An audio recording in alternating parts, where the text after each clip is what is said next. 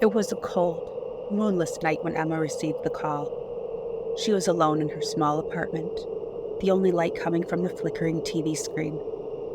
The phone rang, shattering the silence. Glancing at the clock, she saw it was midnight. A strange time for a call, she thought, but answered anyway. "Hello?" she said, her voice echoing slightly in the quiet room. Emma, A whispering voice replied. do you remember me? Her heart skipped a beat. The voice was familiar, yet she couldn't place it. "Who is this?" she asked, a shiver running down her spine. The voice chuckled softly.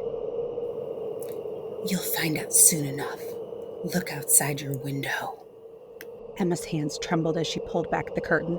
The street below was empty, illuminated by a single flickering street lamp. She saw nothing unusual, but a sense of dread began to creep over her.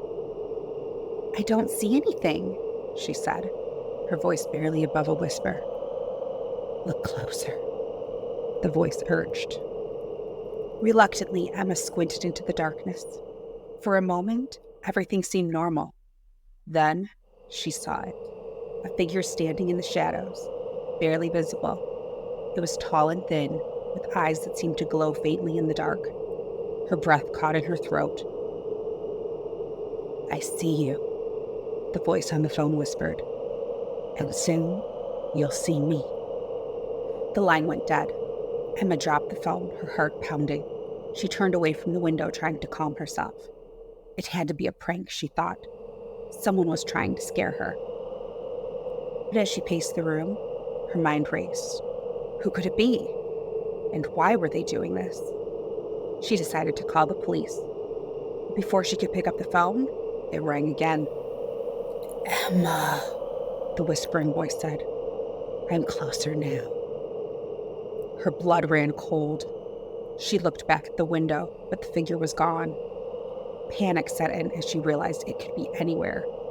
She ran to the front door, making sure it was locked, then checked all the windows. The phone rang again. With shaking hands, she answered. "Please stop this," she begged. "What do you want?"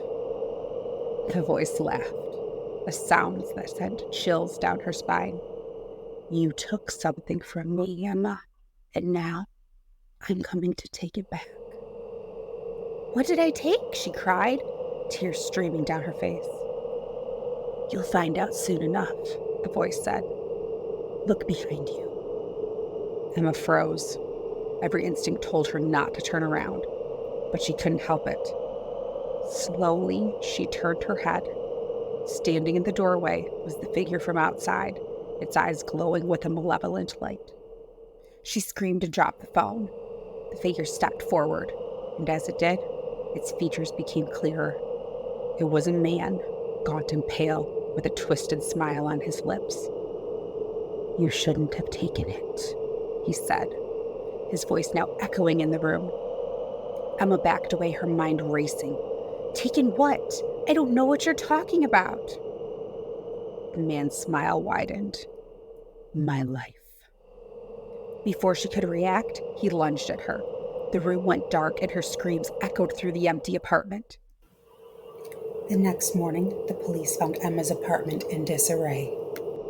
The door was locked from the inside, and there was no sign of forced entry. Emma was nowhere to be found.